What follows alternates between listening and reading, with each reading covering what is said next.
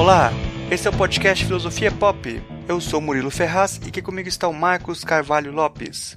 Hoje a gente recebe o professor Heidi Bach.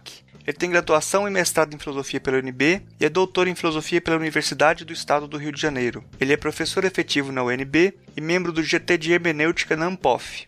Esse é o nosso episódio número 52 e hoje falamos sobre hermenêutica. Nesse episódio nós temos o trecho do texto Hermenêutica, uma breve introdução, de Luiz Eduardo Soares, interpretado pela atriz Maria Elisa. O Filosofia Pop agora tem também canal no YouTube. Acesse youtube.com/filosofiapop e faça inscrição no nosso canal. Você pode acompanhar a gente também pelo site filosofiapop.com.br, pelo Twitter como filosofia_pop e pelo Facebook na página facebook.com/podcastfilosofiapop, tudo junto. Também tem o nosso e-mail, contato@filosofiapop.com.br. Para você receber os episódios na hora em que eles forem lançados, você pode também assinar o nosso feed no celular. No nosso site tem um guia explicando como fazer isso. O Filosofia Pop é um podcast que aborda a filosofia como parte da cultura. A cada 15 dias, sempre às segundas-feiras, a gente vai estar aqui para continuar essa conversa com vocês. Vamos então para a nossa conversa sobre hermenêutica.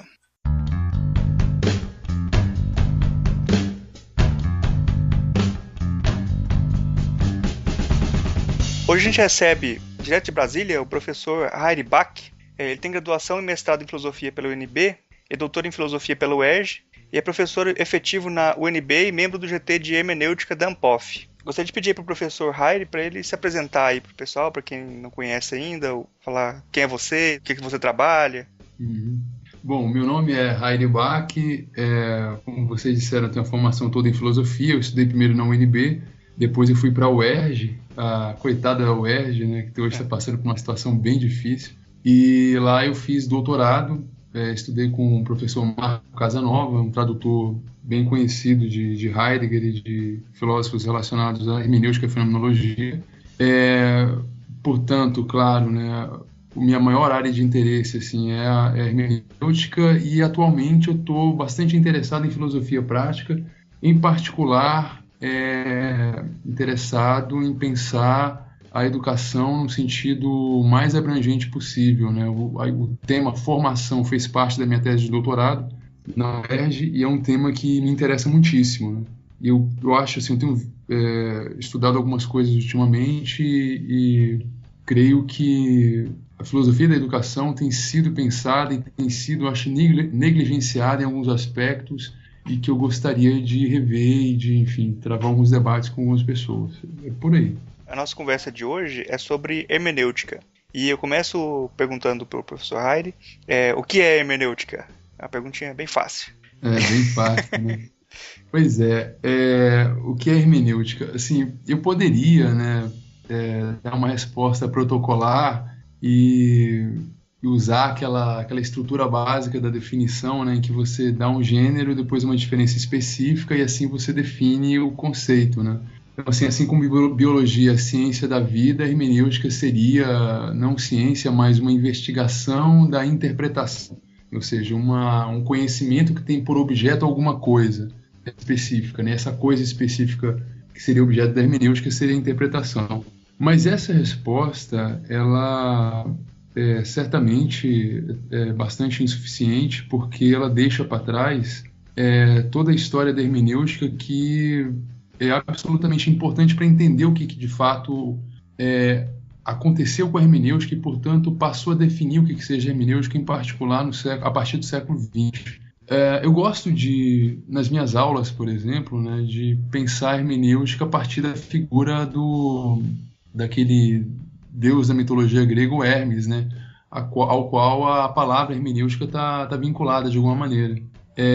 Platão no Ion faz referência, né, a essa indireta, né, ao Hermes. Quem era o Hermes, né, cara? Dentre as várias funções que ele tinha na mitologia grega, ele era o cara que era responsável por fazer a intermediação entre o mundo divino e o mundo humano, né? Então, se a gente pensasse nessa experiência, você tem lá uma esfera, né, em que vivem alguns seres com um tipo de intelecção do mundo bastante diferente da dos humanos, e por isso certamente eles têm uma linguagem muito diferente da dos seres humanos. E quando você tem duas linguagens muito diferentes, você precisa de um intermediador, né? de um intermediário, perdão. né, para fazer a mediação entre essas duas linguagens. E esse trabalho, né, de intermediação nada mais é que o trabalho de tradução. Um tradutor, quando ele, sei lá, pega um texto do alemão, né, e procura traduzir esse texto para o português, ele faz essa intermediação, que é o que o Hermes fazia, né? O Hermes fazia um trabalho de tradução, né, daquilo que os deuses tinham a dizer para os humanos e dizia isso para os poetas, né, o Hermes. Por que eu estou dizendo isso? Porque no problema da tradução já está envolvido a questão fundamental da hermenêutica, que é a questão da interpretação. Quando você traduz um texto de uma linguagem para outra, o que você precisa fazer? Você precisa interpretar uma linguagem, né, da qual você está traduzindo alguma coisa, e isso que você está traduzindo é o conteúdo de sentido. Você precisa aprender esse conteúdo de sentido e entender como é que esse conteúdo pode ser transmitido em outra língua, né? Essa mesma ideia pode ser transmitida em outra língua. Então, o Hermes, eu acho que ele encarna assim, a própria figura, né, o papel que ele tinha, né, dentro da mitologia, encarna toda a problemática da hermenêutica, né, que é a problemática da tradução e da interpretação, mais particularmente, né, a dificuldade que é você interpretar uma mensagem, uma ideia.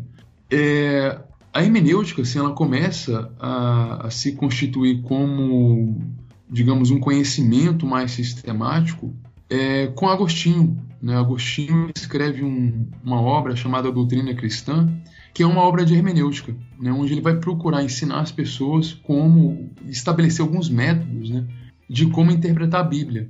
E que é um desafio muito grande, né? Assim, existem várias passagens na Bíblia, existe toda uma discussão em torno disso, né? Se são passagens que devem ser interpretadas literalmente ou alegoricamente, como Agostinho propõe. E o que foi depois, claro, né, esse método alegórico do Agostinho foi criticado depois pelo protestantismo. Então, assim, foi o primeiro, acho que, momento assim, em que a hermenêutica ganha um corpo uma cara mais sistematizada. Então, assim, a hermenêutica sempre esteve ligada com a dificuldade de interpretar textos, com a dificuldade de interpretar, né, e de procurar entender qual é a melhor forma de você realizar essa tarefa. E depois da Bíblia, cara, houve também a dificuldade de você interpretar os textos jurídicos, né? O Gadamer tem um texto onde ele fala da dificuldade que os modernos tiveram de interpretar, de receber, né, o direito mais antigo. E hoje em dia, né, assim, é muito comum, né, quem tem alguma familiaridade com o direito, é muito comum você ouvir, né, enfim, se deparar com discussões em torno da chamada hermenêutica jurídica. Então nós temos primeiro uma hermenêutica teológica, né, que é a hermenêutica dedicada a interpretar a Bíblia, e posteriormente começa também a se configurar um outro tipo de hermenêutica chamada hermenêutica jurídica, né? Uhum. E, enfim, então, assim, e aí, assim, e logo depois, né, ou junto ainda com a hermenêutica jurídica, surgiu também um outro desafio, né, em relação à interpretação, que é o desafio de você pegar textos antigos, né, de uma língua que estava em processo, né, de morte, né, mas hoje é uma língua completamente morta, e em particular, eu estou pensando no latim, mas o grego, né, era esse tipo, estava nessa situação de você receber textos clássicos e interpretar esses textos, né, a partir de uma língua que já não tinha mais, já não era mais uma língua amplamente falada, né, e aí você começa a se configurar um outro tipo de hermenêutica, além da hermenêutica teológica e hermenêutica jurídica, a chamada hermenêutica filológica. Então, assim, a hermenêutica está dividida em 3 campos, né? Uma hermenêutica dedicada à interpretação da Bíblia, uma hermenêutica dedicada à interpretação dos textos jurídicos e uma hermenêutica dedicada à interpretação dos textos clássicos, né? Dos textos antigos. E, no caso do Renascimento, propriamente, de recuperar o sentido desses textos, né? Porque, segundo o preconceito da época, né, foram textos que foram deturpados pela época anterior, o período medieval, né, em função de atender às demandas da igreja, e esse sentido precisava ser recuperado, hermenêutica filológica, portanto.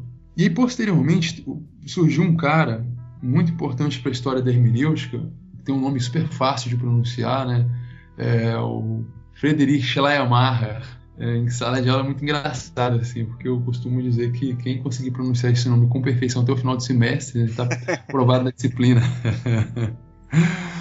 Então, o que o Schleiermacher fez, cara? Ele olhou para a situação da hermenêutica e falou, cara, vem cá, tem uma disciplina chamada hermenêutica, e ela está dividida, fatiada em 3 campos, pelo menos. Hermenêutica jurídica, hermenêutica teológica e hermenêutica clássica. Só que tem uma coisa estranha nessa história, porque apesar de todas elas, né, serem consideradas disciplinas distintas, todas são chamadas por um mesmo nome. E ele faz um trabalho que é importantíssimo para a hermenêutica, né, para a definição do perfil da hermenêutica no século XX, que é um trabalho de unificação de uma disciplina fragmentada. Diz assim, olha, a hermenêutica não é uma disciplina que ora interpreta um texto X, ora interpreta um texto Y, ora interpreta um texto Z, né? A hermenêutica é simplesmente uma disciplina que interpreta, que tem como tarefa interpretar, seja lá qual for o texto. Uhum. Inclusive, ele faz uma coisa muito bacana, textos de jornal.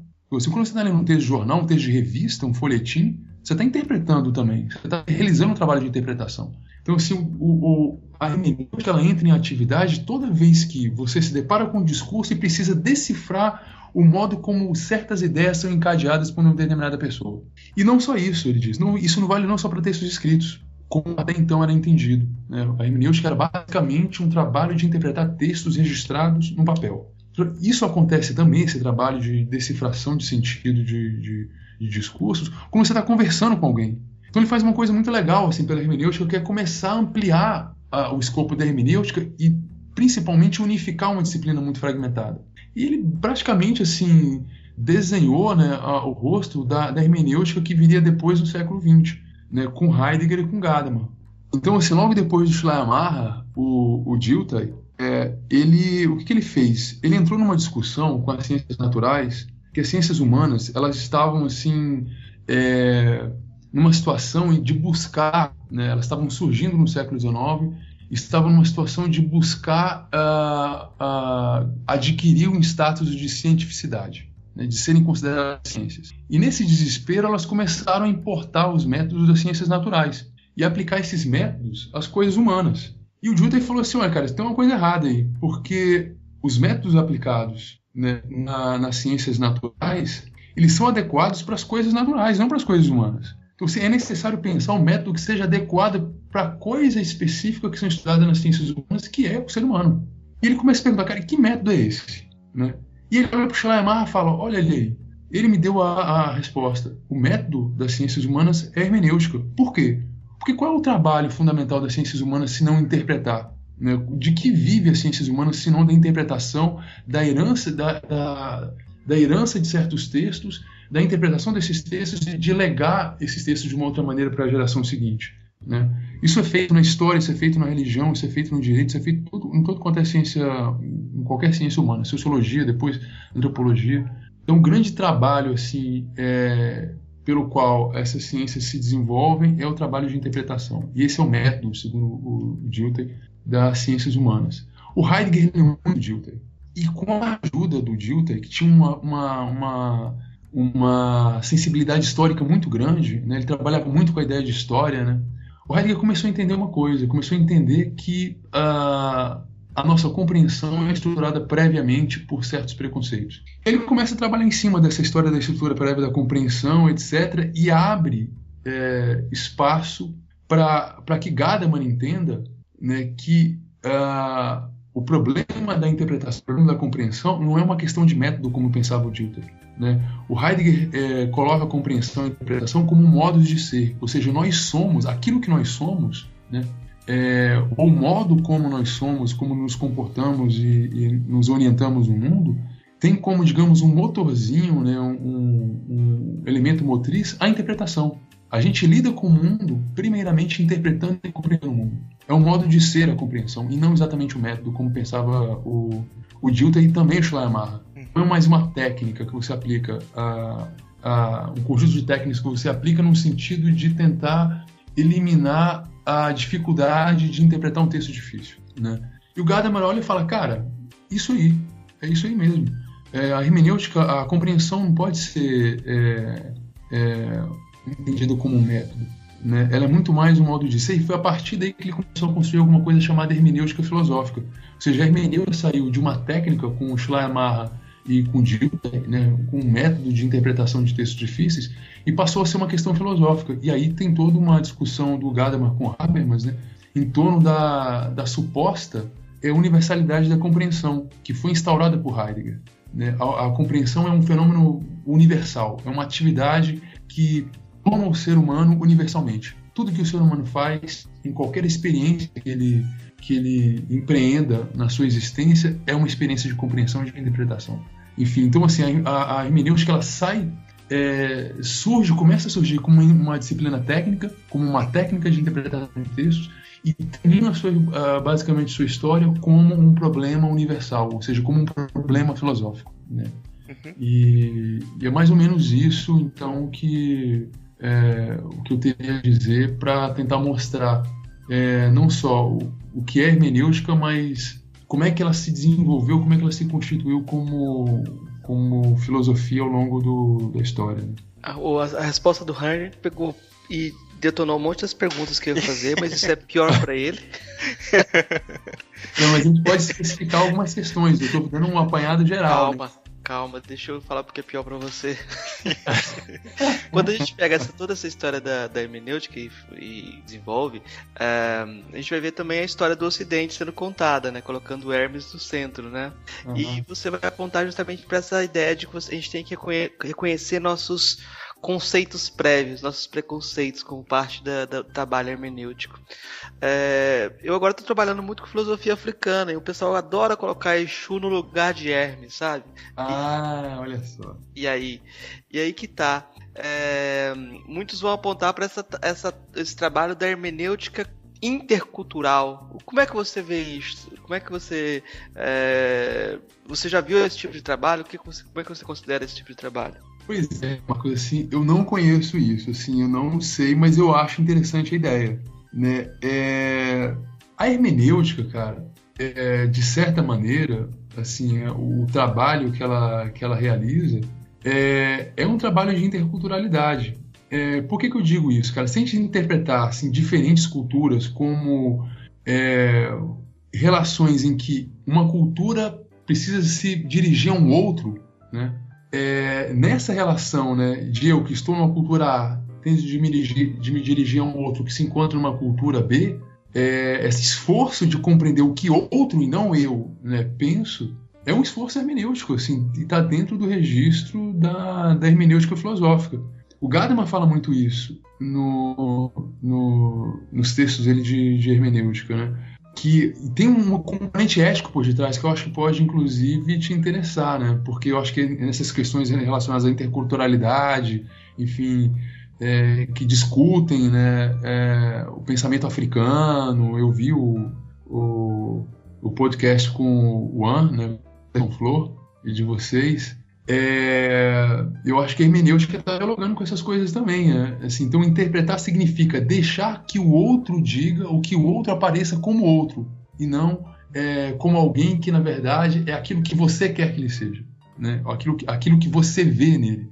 E eu acho que isso pode estar dentro desse debate. Eu não sei, eu não estou envolvido com essas questões, não leio, mas creio que a partir das coisas que eu já conversei com amigos, entre eles o Anderson Flor e outras pessoas também na Faculdade de Educação, eu acho que pode haver aí uma conversa, mas, claro, sempre cheio de polêmicas, dependendo de como a gente pode conduzir as questões que surgirem a partir dessa conversa. Eu, falando aqui como alguém que não é muito iniciado nos termos, né, da filosofia, que eu não tenho um estudo muito profundo desses termos, eu fico pensando assim, que você fala da hermenêutica como que ela foi evoluindo aí, no caso, e passou de ser uma interpretação estudo de interpretação de alguns casos para um estudo da interpretação no geral. E o que eu fico pensando é assim, quando que termina o trabalho? Porque quando você está interpretando, parece que você está gerando um outro, vamos dizer assim, um outro texto, não é bem texto, né, um outro texto, né, vamos dizer, que também pode ser interpretado, né? Então, sim. Quando é que termina essa meta-interpretação? Cara, isso que é bacana, assim, isso tem a ver com o modo como Heidegger, perdão, como Gadamer, né, acolhe e recebe o conceito de experiência do Hegel. O que é experiência para o Hegel, assim, de um modo bastante grosso modo? Para Hegel, cara, experiência, né, é o contato do sujeito com o objeto, né, de modo que desse contato, tanto o objeto quanto o sujeito saem transformados. Só que o Hegel, cara, ele tinha a pretensão, né, de fazer uma coisa, de acreditar, de pressupor, né, que a diferença entre sujeito e objeto poderia ser eliminada conforme essa relação entre sujeito e objeto fosse evoluindo ao longo da história, né, que é o que ele chama, e essa síntese, né, entre sujeito e objeto seria aquilo que ele chamava de espírito absoluto. Ou seja, isso culminava num fim, né? Ou seja, o sujeito que estranha o objeto que ele conhece, esse estranhamento já não existiria mais entre os dois a partir do momento em que houvesse essa síntese, né? O sujeito conheceria absolutamente o objeto não haveria mais nada no objeto que fosse estranho ao sujeito, né? E aí a síntese se completaria. Isso completaria esse trabalho de interpretação. O que o Gadamer faz? Cara, ele pega essa ideia de experiência que é muito bacana do Hegel, tá excelente, é uma ideia muito boa. O que ele tira é a possibilidade da síntese. Fala assim, olha, cara, experiência, no sentido de experiência hermenêutica, é um trabalho infinito. Tanto que a ideia que Gadamer tem de linguagem é a ideia de linguagem como diálogo. E o diálogo é exatamente esse processo em que você troca com alguém, né, perguntas e respostas, e toda vez que esse processo é interrompido, ele só, na verdade, faz uma remissão à possibilidade de retomar esse processo lá na frente. A gente está batendo esse papo aqui agora, né? E aí, de repente, sei lá, o tempo acaba, né? A gente não tem mais condições de continuar a conversa, etc. Enfim, a gente tem que fazer outras coisas, a gente interrompe o diálogo, desliga aqui essa chamada e cada um vai tocar a sua vida. As questões que ficaram dessa conversa é como se fossem, assim, pendências, né? Depois, sei lá, de repente, numa Ampof, Marcos, quando eu te encontrar...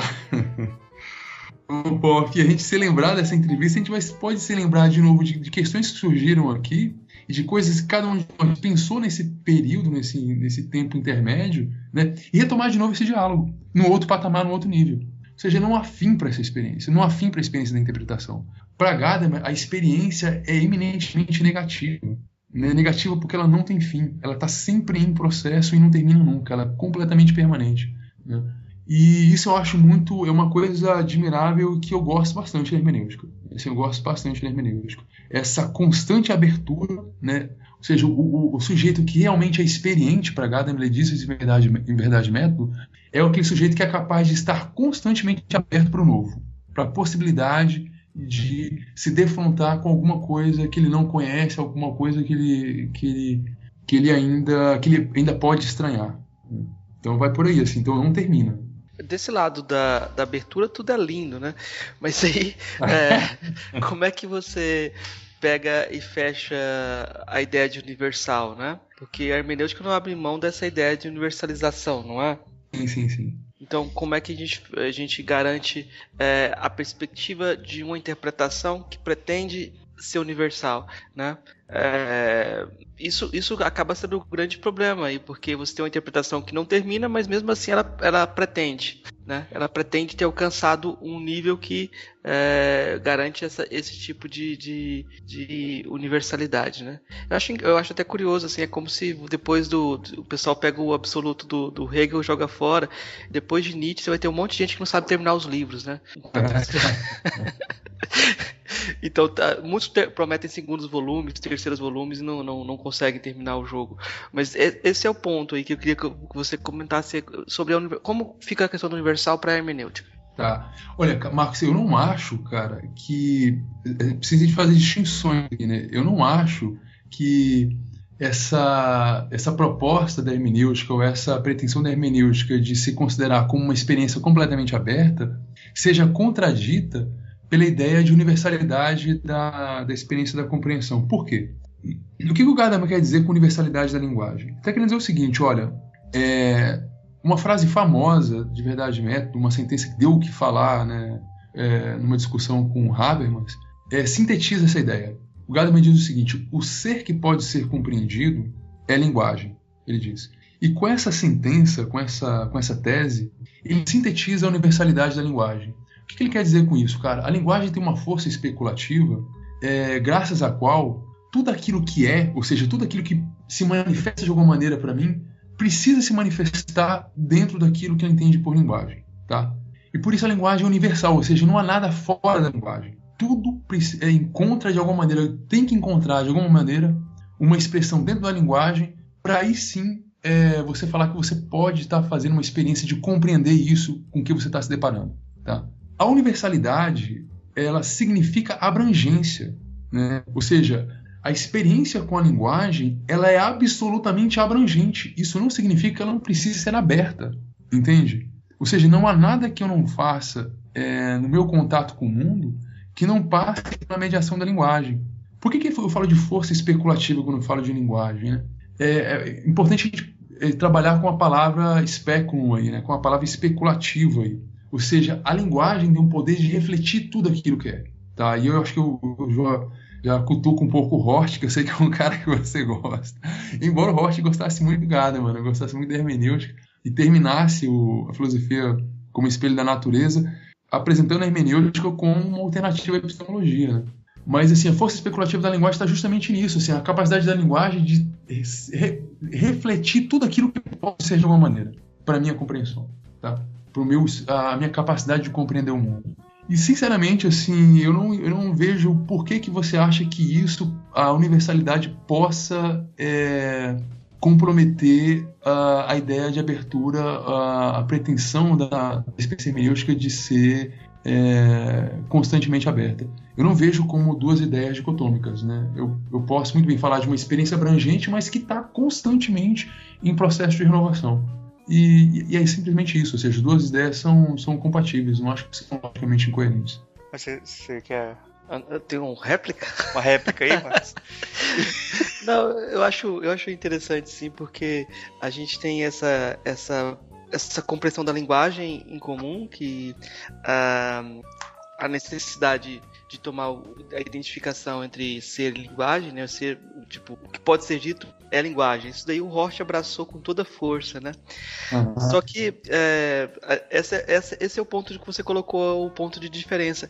Quando a pressuposição de um tipo de espelhamento de linguagem mundo, sabe? Porque quando eu falei, por exemplo, de Exu, todas as relações não linguísticas ou vinculadas ao corpo estão pressupostas nesse tipo de aproximação com Exu, né? Sim, sim. E eu não sei se o horizonte cultural pode ser comensurável e se dentro desses horizontes cultural, dessa fusão de horizontes, a gente pode manter um tipo de universalidade. Isso é uma coisa assim que a gente precisa construir com o diálogo, né?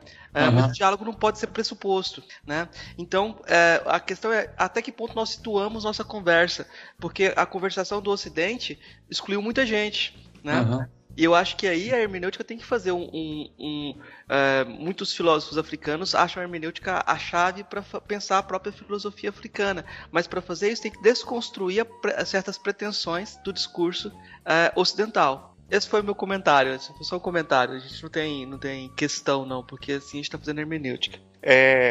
Você falou antes aí que a hermenêutica não seria um método. O que seria tratar a hermenêutica como um método e sem ser um método? Assim, qual que é a diferença que seria? Pois essa é a diferença, cara, entre dois tipos de hermenêutica que o Gadamer considera como hermenêutica clássica e hermenêutica filosófica. A hermenêutica clássica entende, né, o trabalho de interpretação como um trabalho metódico. Como assim? Você tem um texto difícil diante de você. A hermenêutica clássica supunha, né, que é possível encontrar certas técnicas, né, que eu posso aplicar a esse trabalho de interpretação, e essas técnicas vão me ajudar a dissolver as dificuldades que eu tenho de compreender o texto. Tá? Como assim? Por exemplo, o Schleiermacher sugeria dois métodos diferentes, o método gramatical e o método divinatório, que não é exatamente um método, né? O método gramatical seria você interpretar um texto a partir do seu aspecto linguístico, né? Um recurso, né, importante para Schleiermacher era o tal da relação entre todo e partes. Toda vez que você vai interpretar um texto, é sempre importante que você tente estabelecer, né, uma ideia geral do que aquilo que o texto vai dizer, e por meio das partes, tentar ir reconstruindo devagar essa ideia geral que você inicialmente construiu esse texto. Tá? E o método divinatório, cara, não é exatamente, mas é quando a hermenêutica se torna uma arte, que é a capacidade, o talento que muitos intérpretes têm para interpretar bem certos autores, melhor até do que, em geral, os intérpretes, né, daqueles autores conseguem alcançar.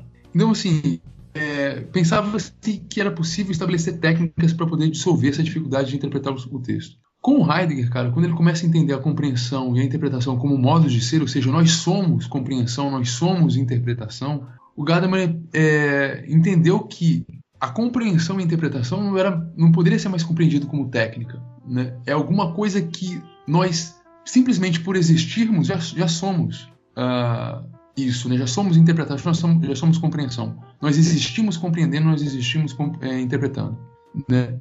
E ele elabora essa tese, inspirado, claro, na tradição de onde ele vem, inspirado em Dilthey, numa discussão forte com as ciências naturais. Porque qual é a pretensão das ciências naturais? É você estabelecer certos métodos, né, ou certos procedimentos que guiem o conhecimento e façam com que esse conhecimento seja elaborado de uma maneira exata, precisa e correta, de modo que a ciência seja capaz de prever como as coisas serão, sei lá, como a ciência faz, como a física faz, a química faz, como as coisas serão daqui a um certo período de tempo, né? O que vai acontecer se, né, as causas são essas, né, e as condições são essas, né? Quais são os efeitos que eu posso esperar dessas condições, né? E por meio de métodos empíricos, né, você consegue fazer essas previsões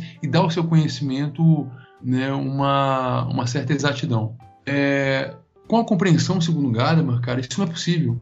Assim, você não pode metodizar a compreensão, você não pode orientar a compreensão de modo a você, uma vez aplicados, né, esses procedimentos, você ter a garantia de que você vai ter uma compreensão bem sucedida desse discurso, desse texto, ou desse diálogo que você está tendo com uma pessoa. Isso porque, cara, segundo Gadamer, a compreensão ela tem características práticas, né, que são características muito similares da ação ética, né?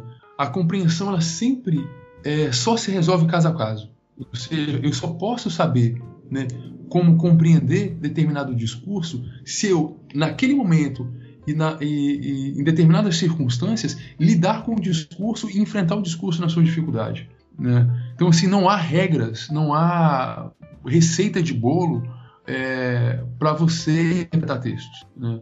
E isso porque a compreensão, a própria experiência da compreensão não permite isso, né? E depois a gente pode falar um pouquinho mais sobre isso, se for o caso. Mas por isso a compreensão não pode ser encarada como método. E quais foram as grandes, assim, experiências, né, que o Gadamer encontrou na existência humana e que mostravam isso, né, essa característica? A compreensão, ele começa, na verdade, método falando disso, a compreensão da obra de arte. Não há receita de bolo para compreender uma obra de arte. A compreensão da história. Não há uma receita de bolo para compreender a história e prever o que vai acontecer na história humana daqui a sei lá quantos anos, né? São fenômenos que você não pode prever, né? Não são passíveis de previsão.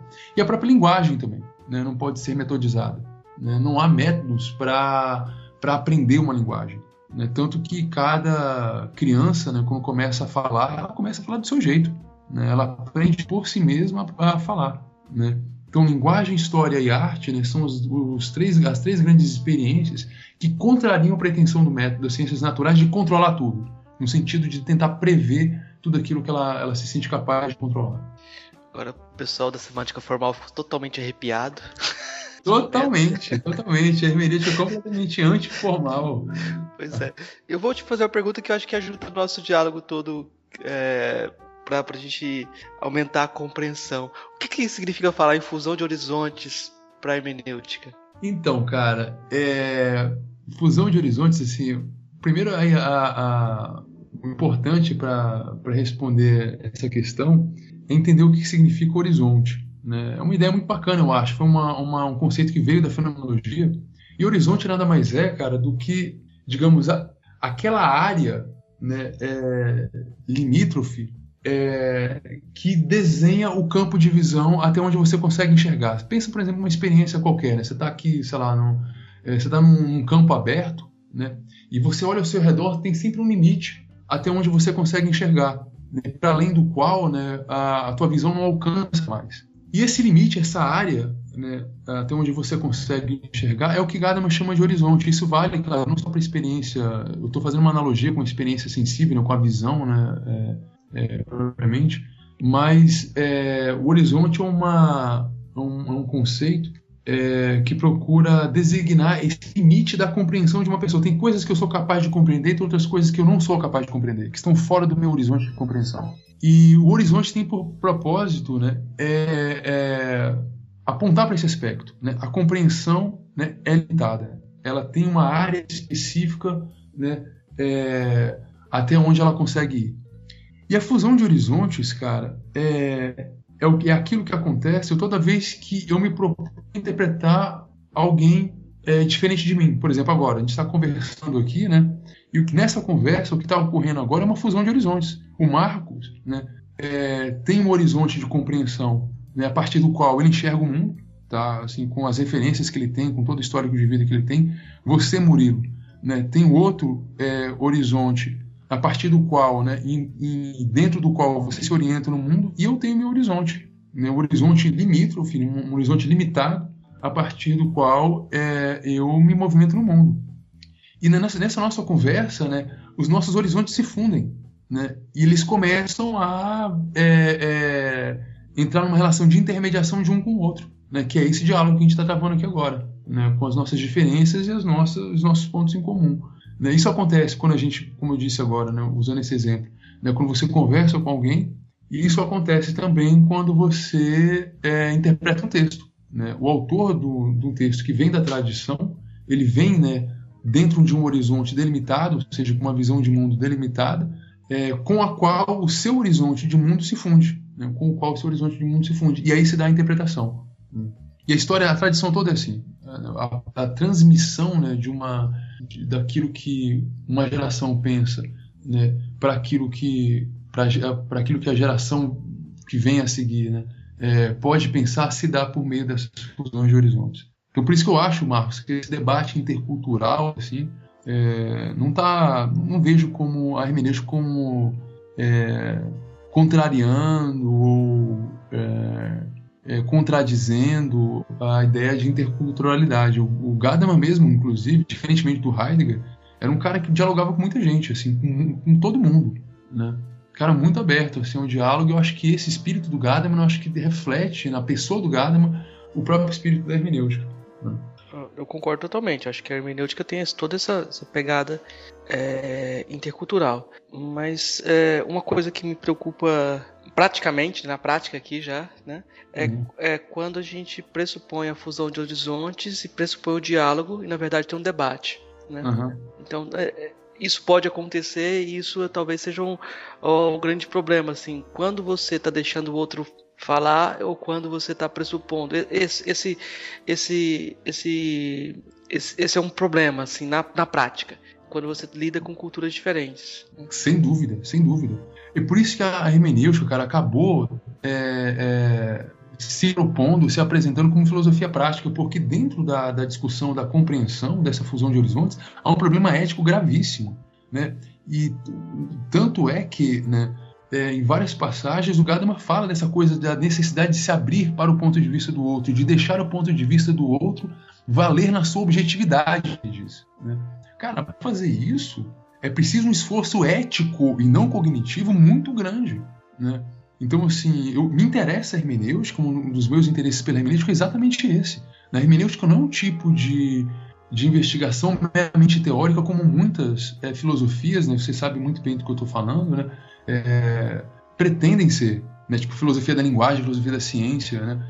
A hermenêutica, ela tem no centro da sua discussão um problema ético muito sério, né? E por isso eu acho bacana quando você traz à tona esse debate intercultural, né? Isso também é uma questão que me interessa, que tem a ver com essa coisa de você deixar o outro ser outro, e não você mesmo, né? E não fazer com que o outro seja simplesmente um reflexo do que você é, né? E é uma preocupação muito forte para a hermenêutica, e é uma preocupação eminentemente prática. Não é uma preocupação puramente teórica, é uma preocupação prática. E o meu interesse na hermenêutica tem se tornado cada vez maior nesse sentido, né? De ver os elementos éticos dentro do problema da compreensão. Você tinha falado aí de coisas que aparecem como problemas para a hermenêutica, aí, que seria linguagem, história, arte. Aí eu queria tocar em um deles aí, que eu acho que da linguagem já falou alguma coisa. Mas qual é o importante da arte para a hermenêutica filosófica?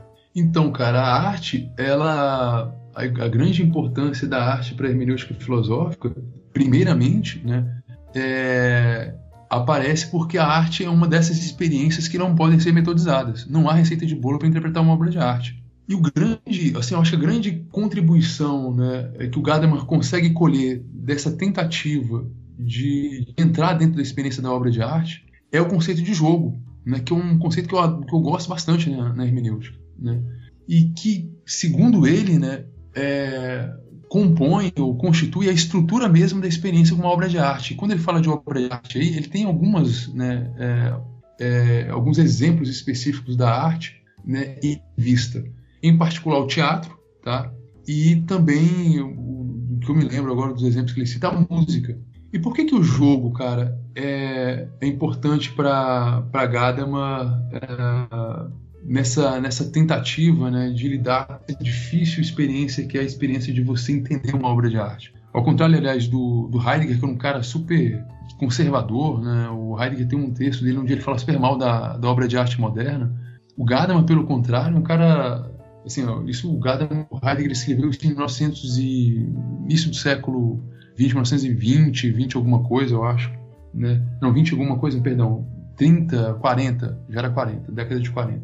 E olhando por, sei lá, para obras como o Dadaísmo, por exemplo, né, e torcendo o bigode, né, o Heidegger, achando aquilo assim, né, horroroso. E o Gadamer não, um cara super interessado, né, nos movimentos na época contemporâneos da obra de arte, tentando entender o que estava acontecendo. E isso, cara, o que está em questão aí assim, para ele, né, a estrutura, o elemento estrutural, né, que desenha, né, essa experiência com a obra de arte é a ideia do jogo. E o que é o jogo para Gadamer, cara? Ele vai até os filósofos da arte como o Kant e o Schiller e procura ver como é que esses caras começaram o conceito de jogo. E para ambos, né, jogo para eles era um fenômeno da consciência do ser humano, tá? Como assim? Para Kant, cara, é uma espécie de namorico, né, entre a imaginação e o entendimento, né? Eu me deparo com uma coisa bonita, tenho aquela sensação agradável, né, de estar diante de uma coisa bonita, e o Kant tenta explicar, cara, de onde vem essa sensação de agradável, né? Toda vez que eu me deparo com alguma coisa que eu considero bela. E aí ele começa a investigar as faculdades do ser humano, pensa, cara, o ser humano é dotado de uma faculdade chamada entendimento, de uma outra faculdade chamada imaginação. E o que acontece quando eu me deparo com uma coisa bonita é que ela me afeta de tal maneira que essas faculdades cognitivas começam a namorar uma com a outra, né? Começam a entrar em harmonia, a imaginação e o entendimento. E é essa harmonia que gera em mim essa sensação de agradável, né, quando eu me deparo com uma coisa bonita. E é isso que ele chama de jogo, é essa harmonia entre essas duas faculdades, o Kant. Ou seja, é um fenômeno que acontece na consciência de quem experimenta uma obra de arte. E o Schiller faz uma coisa muito parecida, só que ele fala em termos de impulso já, né, já sendo influenciado pelo romantismo, né? Então assim, nós temos um impulso formal e um impulso sensível. Quando eu me deparo diante de uma coisa bela, esses dois impulsos combinam entre si, eles harmonizam entre si, né? E essa harmonização é o que ele chama também de jogo, né? E por serem impulsos, claro, né, são fenômenos subjetivos, fenômenos da consciência. E o Gadamer diz, cara, o jogo não é um fenômeno da consciência. O jogo é um fenômeno, cara, que acontece na relação de uma coisa com outra. E como é que ele prova isso? Pensem em usos metafóricos da palavra jogo. Pensem, por exemplo, em momentos em que a gente usa a palavra jogo, e ele pega uns exemplos, acho que deve ter mais sentido no alemão, né, do que no português, mas eu acho que dá para ter, mesmo traduzindo essas expressões, dá para entender o que o Gadamer quer dizer. Essas expressões metafóricas, né, da palavra jogo, como jogo das ondas, tá? Jogo das moscas, jogo das luzes, são 3 exemplos aí que a gente poderia trabalhar com eles. São exemplos em que você não tem nenhum sujeito consciente, nenhum sujeito dotado de consciência. A mosca não é dotada de consciência humana, tá? Pelo menos consciência humana, porque o Kant e o Schiller estão falando de consciência humana, né? Eles encerravam o conceito de jogo, né, dentro daquilo que a consciência humana pode experimentar. Então, moscas, né, não são dotadas de consciência humana, muito menos ondas do mar, né? E menos ainda luzes, né? Jogo de luzes. Sei lá, pensa num palco num teatro, né? Ou numa apresentação musical, num espetáculo de jazz, né? Tá o iluminador lá, né? Tá lá o pessoal improvisando, né? E mandando ver na bateria, no baixo, no saxofone, e os caras, né, tentando fazer com que as luzes expressem, né, aquela euforia musical. Então, nesses casos, você fala de jogo, você reconhece a presença do jogo ali, né, de alguma coisa que a gente gostaria de chamar de jogo, e, no entanto, você não tem a manifestação da consciência. E o Gadamer diz, cara, esses exemplos, né, do uso metafórico da palavra jogo são reveladores do que o jogo é. E o que a gente pode depreender desses exemplos? Cara, o que o jogo é? Vamos pensar no joguinho das moscas, tá? Pegar só um exemplo. O que as moscas fazem em torno, por exemplo, de uma lâmpada? Elas ficam lá voando, assim, né, enlouquecidamente, bem próximas da outra, num movimento bastante bagunçado em torno da lâmpada, né, dentro de um espaço fechado. Então, assim, primeiro, o jogo, cara, é um movimento de vai e vem. Né? Essa é uma primeira característica do jogo. Né? As ondas é a mesma coisa. As ondas, como diz o Lulu Santos, né? As ondas vão e vêm, né? E vão e são como o tempo, uma coisa assim, né? Que ele diz naquela música. As ondas vão e vêm, ou seja, um movimento de vai e vem. E as luzes também fazem a mesma coisa, né? Num jogo de luzes, num palco, num espetáculo musical. Então, a primeira característica do jogo que aparece, que esses exemplos nos dão, né? É que o jogo é um vai e vem de certas coisas. E um vai e vem de certas coisas que como que se faz por si mesmo, tá? As mosquinhas, como estão em volta da lâmpada ali, né, voando em volta da lâmpada, elas não obedecem nenhuma finalidade específica, elas não têm um propósito, elas simplesmente se movimentam em volta da lâmpada, em volta da lâmpada. As ondas é a mesma coisa, elas simplesmente vão e vêm, né, sem uma finalidade específica. E o jogo das luzes também. Né? Ou seja, elas se dão dentro de um espaço fechado sem uma finalidade específica no movimento de vai e vem. E mais, tem uma coisa muito bacana que o Gadamer diz, né? Que é o seguinte, que cada um, né, dos elementos que contribuem para o movimento conjunto do jogo, eles meio que são jogados por esse movimento do jogo, muito mais do que jogam esse movimento. Ou seja, quando eu jogo alguma coisa, isso fica mais claro, eu acho, quando a gente pensa em jogos que a gente joga, né, como jogo de cartas, por exemplo. Quando você joga um jogo, a gente tende a pensar que somos nós que conduzimos o movimento do jogo. Gadamer diz, é um erro. Eu sou muito mais conduzido, sou mais jogado pelo movimento do jogo do que propriamente comando esses movimentos que o jogo propõe. Como assim? Pense no jogo de cartas. Tanto melhor uma pessoa joga um jogo de cartas, quanto mais imersa ela estiver no movimento mesmo que o jogo de cartas exige que ela faça.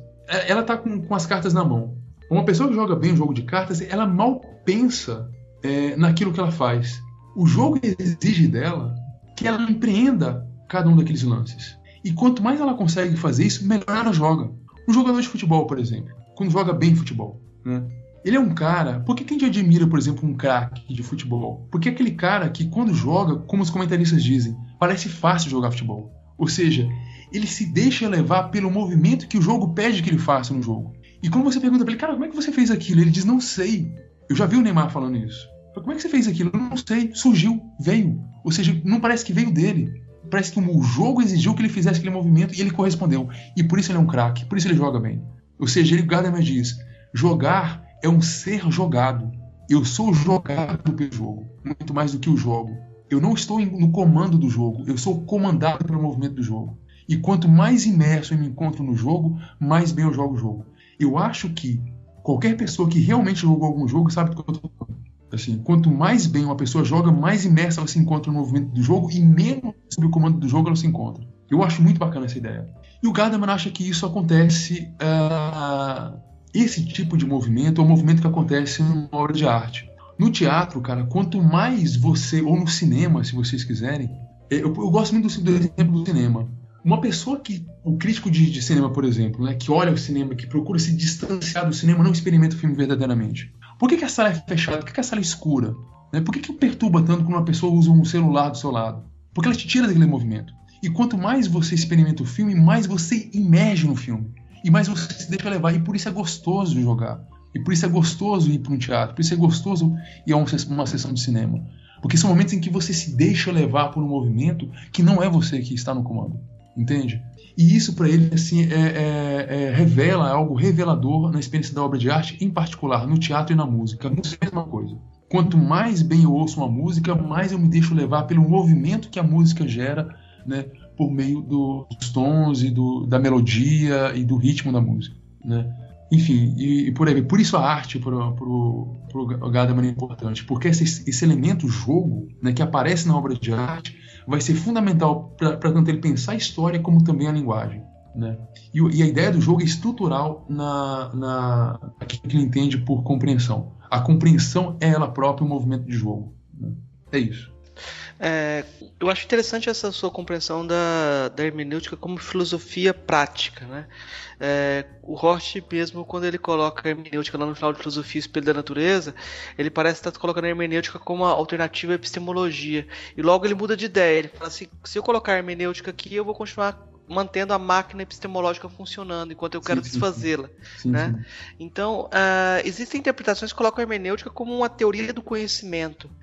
Quando você fala que ela é uma filosofia prática, você se afasta dessa interpretação? O que significa chamar de filosofia prática? Sem dúvida nenhuma. Me afasto totalmente e faço questão de me afastar. Cara, assim, eu nunca chamaria a hermenêutica como teoria do conhecimento, pelo menos a partir daquilo que eu conheço de teoria do conhecimento. Né? Estudei alguma coisa sobre teoria do conhecimento, a hermenêutica, eu jamais chamaria a hermenêutica de teoria do conhecimento. Quando eu falo que a hermenêutica, na verdade eu não, mas o Gadamer, né, defende que a hermenêutica é filosofia prática, ele procura explorar e se aprofundar em alguns aspectos que eu já trouxe à tona aqui na nossa conversa, né, que são os elementos éticos que aparecem no conceito de compreensão. O Gadamer, cara, quando ele se propõe, né, a pensar a hermenêutica como filosofia prática, ele parte de alguns princípios. Tá? E o primeiro deles, creio eu, é uma pressuposição de Aristóteles. Que pressuposição é essa? Uma pressuposição que aparece, cara, de modo muito vago, assim, na Ética Nicômacos. Nela, logo no número 1, eu acho, da Ética Nicômacos, o Aristóteles diz o seguinte: olha, eu estou começando uma investigação, né, fala isso para o leitor, né, Aristóteles, da qual você, leitor, e eu também, não podemos exigir exatidão. Como, por exemplo, você pode exigir exatidão de um matemático. Né? E por que eu não posso exigir exatidão da ética? Porque a coisa investigada pela ética, ou seja, a ação, ela é vaga e variada, vaga e diversa. Ela tem essa natureza. O que eu quero dizer com isso, cara? Qual é a pressuposição em jogo aí nessas considerações iniciais do Aristóteles na Ética Nicômacos? É o fato de que o perfil da investigação filosófica é determinado pela natureza da coisa que essa investigação filosófica se propõe a investigar. Se a coisa tem uma natureza variada e vaga, a investigação também terá uma natureza variada e vaga. Se a coisa admite exatidão, né, se ela é algo de natureza exata e precisa, o conhecimento dela extraído também será exato e preciso. O melhor exemplo é matemática. A matemática só é exata porque os números permitem essa exatidão. Bom, o Gadamer faz a mesma coisa com a hermenêutica. Ele olha para a hermenêutica enquanto investigação e olha para a coisa que a hermenêutica investiga. Ele fala, cara, a coisa que a hermenêutica investiga é tão vaga e variada como a ação prática, como a ação ética. Tão difícil de ser discernida e tão difícil de ser dominada como a ação ética. Ele fala logo, né? Assim, o perfil dessa teoria que eu estou desenhando aqui, que eu chamo de hermenêutica filosófica, é muito semelhante ao perfil dessa teoria que Aristóteles chamou de ética. O perfil das duas teorias são muito parecidos. E por isso, né, a hermenêutica, né, ela deve ser considerada uma filosofia prática, porque a compreensão é muito semelhante à ação. Por quê? Porque a compreensão ela só pode ser resolvida caso a caso. Ninguém pode compreender um texto sem se envolver com o texto, sem lidar com o texto, sem abrir o livro, começar a ler e se encontrar em situação com o texto, tá? Estar em situação com o texto. Você precisa praticar o exercício da interpretação para poder começar a compreender. Né? Isso só se dá caso a caso. Né? Eu não posso compreender o texto antes de pegá-lo na prateleira, eu não posso compreender o que você tem a me dizer antes de me falar alguma coisa. E essas coisas só são resolvidas caso a caso, assim como a ação. Não há uma regra prévia, né, que possa determinar, né, como eu devo compreender aquele texto e aonde eu vou chegar com aquele texto. Esse é o primeiro ponto. O segundo é que, assim como a ação, né, a compreensão também não tem os caracteres que um conhecimento técnico, um artifício tem. Né? O Gadamer aqui faz uma comparação, né, ele se vale muito também, né, da comparação entre ética e conhecimento produtivo, né, que é esse conhecimento que o marceneiro tem, né, esse conhecimento técnico que você tem para produzir alguma coisa. Né? O marceneiro tem um conhecimento, digamos, uma teoria, né, sobre como produzir uma mesa. Ele vai e aplica, né, esse conhecimento, né, aos matérias-primas que ele utiliza, e graças, né, a esse conhecimento ele consegue chegar a um bom resultado, ele consegue produzir a mesa. Com a ética você não consegue fazer isso. E com a hermenêutica também não. Né? Você não consegue, né, produzir um conhecimento técnico de tal maneira que você possa adquirir, por meio desse conhecimento, uma interpretação bem-sucedida, assim como eu consigo ser bem-sucedido na produção de uma mesa. Né? Então essa diferença entre a ética, né, e o conhecimento técnico é muito semelhante, pode ser, né, transposto para a hermenêutica. A hermenêutica também não é um conhecimento técnico, assim a ética também não é um conhecimento técnico. Então, assim, dada essa semelhança da compreensão com a ação, né, essas duas coisas, né, são muito semelhantes entre si, Gadamer se considerou suficientemente justificado para considerar a hermenêutica como filosofia prática. Ele começa a discutir algumas coisas em relação, por exemplo, à ética, né, numa sociedade técnica como a nossa, né, uma sociedade em que tudo, né, deve ser padronizado, né, a gente deve evitar riscos. Os textos dele sobre educação falam disso. Né, quando para ele a educação é eminentemente correr risco, né, você só aprende correndo risco, só aprende errando. Né, como é que você pode pensar saudavelmente a educação numa época em que as pessoas querem evitar riscos? Querem prever tudo, querem garantir seus ganhos, né, querem garantir resultados, etc, etc. Então ele começa a entrar nessa discussão, né, problematizando, né, o tipo de ser humano que tem sido formado, né, no século XX e XXI, né, a partir da hermenêutica, né, a partir desse viés prático da hermenêutica. E aí essas são questões, né, que não são questões de teoria do conhecimento, são questões práticas, são questões relacionadas a o que nós podemos fazer, né, e o que podemos esperar daquilo que nós estamos fazendo de nós mesmos. Né, enquanto seres que vivem uns com os outros, que precisam lidar uns com os outros, que precisam agir, que precisam tomar decisões sobre o que fazer com o mundo. Né, uma questão que começa a aparecer muito também, né, no texto de Gadamer é questões ambientais, né, de como, né, a gente está destruindo a natureza, né, com esse progressivo domínio da ciência sobre a natureza.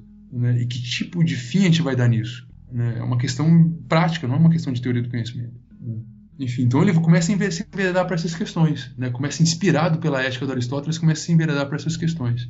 Em algum ponto da fala, eu não lembro bem o contexto, que você citou passando assim, que alguém dizia que alguém poderia interpretar bem ou interpretar mal alguma coisa. Eu acho que isso tem um pouco a ver com aquela questão de você tratar de universalidades também. Tem como, dentro da hermenêutica, você dizer o que é uma boa interpretação, o que é uma má interpretação? E seria em relação a quê? Exato, cara, excelente questão, cara. Justamente porque a hermenêutica filosófica, né, a hermenêutica de Gadamer, não se propõe como uma técnica, né? Ela não tem, ela fala assim, o Gadamer diz, não me interessa orientar a compreensão. E se não interessa ele orientar a compreensão, cara, não há um critério prévio para você dizer, não, essa interpretação é boa, essa interpretação é ruim. Isso é bacana, tem a ver com a abertura, Marcos, né, da hermenêutica. Né? Não há um critério prévio. Quando a hermenêutica se pretende ser uma técnica, se constituir como uma técnica, aí ela começa a entrar nessas questões. Boa interpretação é isso, má interpretação é aquilo. quê? Porque essa, né, é uma boa aplicação dessa técnica, essa é uma má aplicação dessa técnica. Assim como um marceneiro que vai produzir uma mesa, né, ele produz mal uma mesa, por quê? Porque ele aplicou mal as técnicas da marcenaria, né? E com isso, com hermenêutica, não dá para fazer isso. Tem uma historinha do Gadamer. O Gadamer e o Hort eram muito amigos, né? Sim, era o muito Gadamer bom. foi assistir um curso do Hort. E justamente quando o Hort estava dando aula sobre o Gadamer.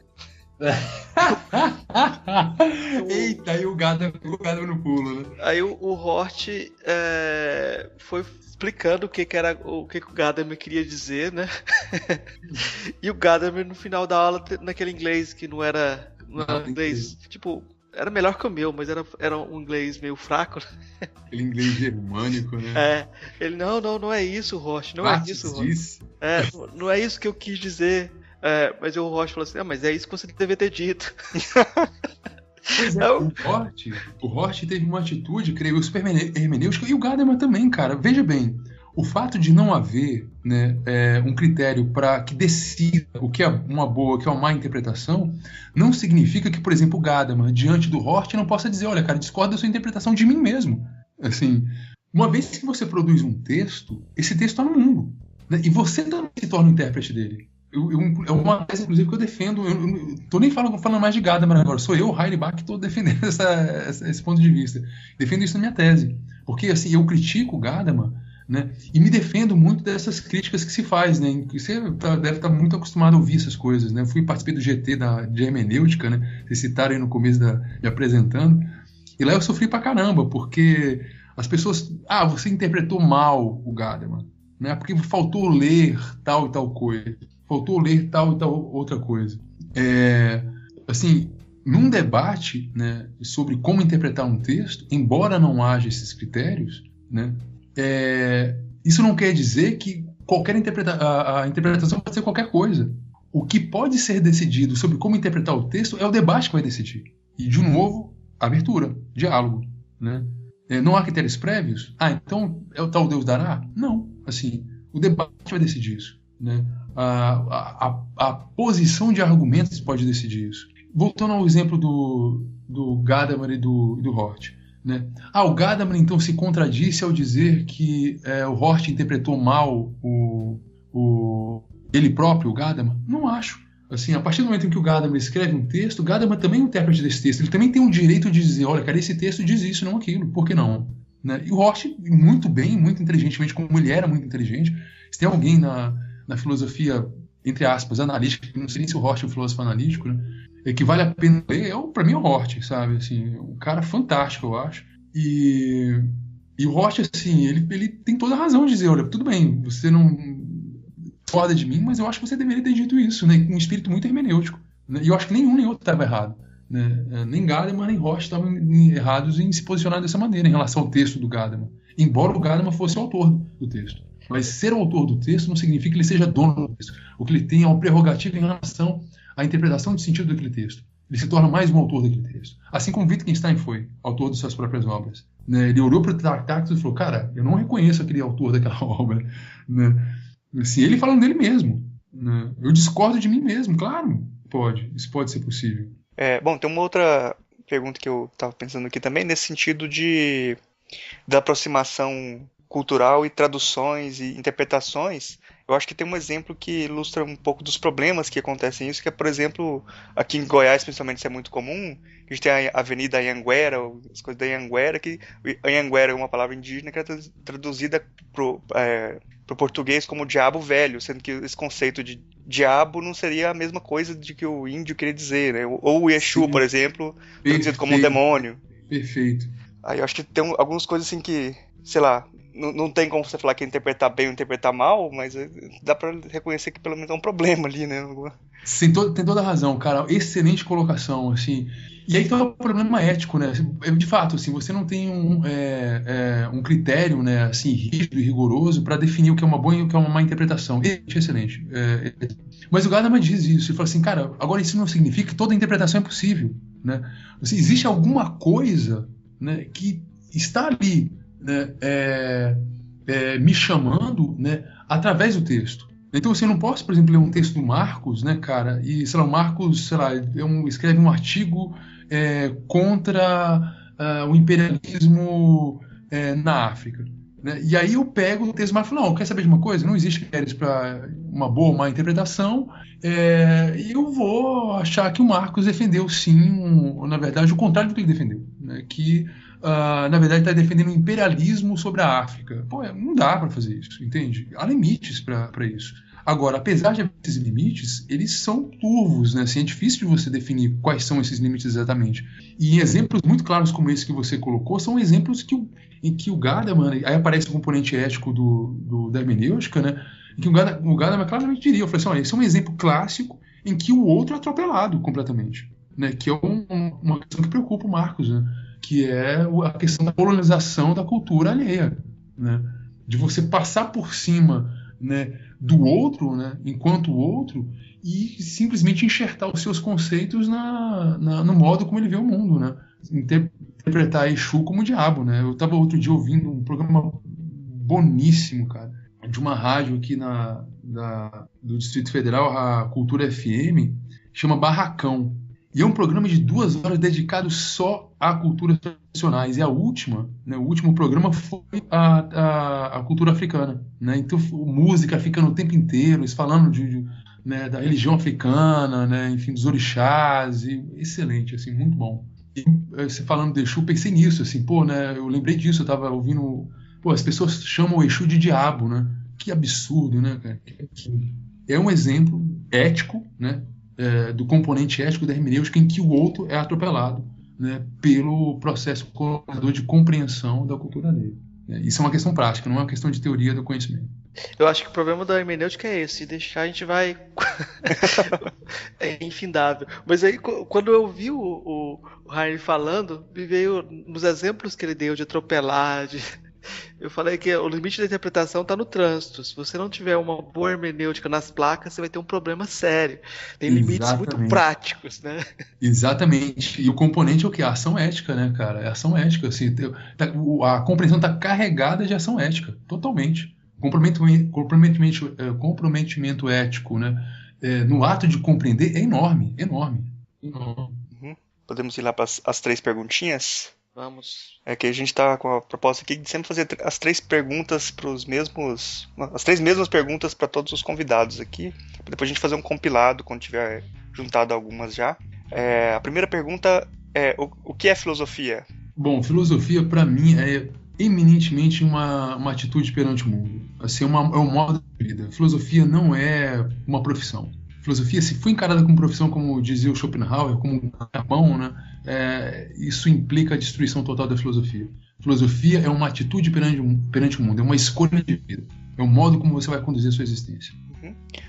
Qual é a filósofa ou filósofo que mais te impressionou daqueles que você conheceu pessoalmente? O que mais me impressionou, eu conheço alguns, assim, pessoalmente, né, que eu poderia considerar como filósofo, né, eu conheço alguns. Eu tenho um grande amigo que me impressiona bastante, que foi o Ilan Ben-Suzan, um professor aqui da Universidade de Brasília, um grande amigo meu, e para ele me impressiona muito como filósofo. E qual é a sua filósofa ou filósofo favorito? Filósofa favorita? Minha filósofa favorita é Hannah Arendt. Primeiro pelo modo como ela escreve, assim, ela escreve de uma maneira linda. Eu já vi falar que ela não falava bem o inglês, eu acho lindo os textos dela, inclusive em inglês. Né, tem um estilo lindíssimo, tem uma maneira de pensar ensaística super intuitiva, né, ela, ao contrário de um cara como Heidegger, né, que era um cara extremamente sistemático, não deixa espaço para o leitor respirar. O texto dela é só respiro, assim, ela te diz coisas que você pode mesmo por você mesmo pensar, né, e te sugere muitas coisas, enfim, e tem uma agudeza de espírito, de leitura da história impressionante, assim, é raríssimo de enxergar. Uma pessoa com uma lucidez, assim, quanto a como pensar a política, né, para além de dicotomias como esquerda e direita, né, é impressionante, admirável, assim, uma mulher admirável. Acho que a gente já pode partir para a parte das indicações.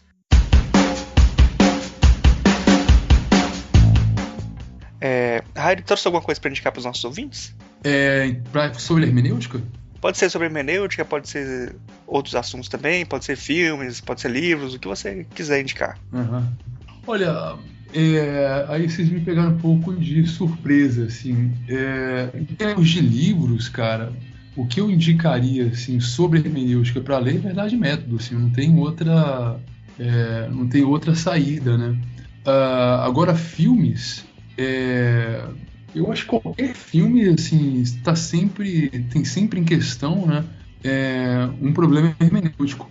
Eu, particularmente, indicaria, né, como uma belíssima obra hermenêutica, né, em que o componente ético, né, da compreensão e onde a obra de arte aparece como um elemento descolonizador, né, de relações fascistas, né, é aquele filme A Vida dos Outros, né, é um filme alemão cujo diretor eu me esqueci agora, mas o título é A Vida dos Outros. Tem uma cena lindíssima onde um nazista, né, que está monitorando a vida de um nazista não, um espião, né, do governo alemão, espionando a vida de um músico. Ele se emociona ao ouvir o músico tocar Beethoven, eu acho. Né? Ele derrama lágrimas assim, nos olhos. Né? Esse é o poder da compreensão, o poder ético da experiência do jogo, né? Que aparece na hermenêutica, que eu acho que aparece nesse filme também. Marcos trouxe alguma indicação para os ouvintes? Eu também pensei em um monte de indicação de textos de filósofos, mas só para começar com literatura, para melhorar o nível, eu vou indicar o Clarice Lispector. Se você pegar os contos completos dela, acho um bom caminho. Eu acho que é interessante você pensar, depois você vai ler e ver se tem alguma coisa a ver com a hermenêutica, os contos dela. E Primeiras Histórias do João Guimarães Rosa, né? Uhum. Eu acho que todos eles vocês não vão terminar de interpretar nessa vida, mas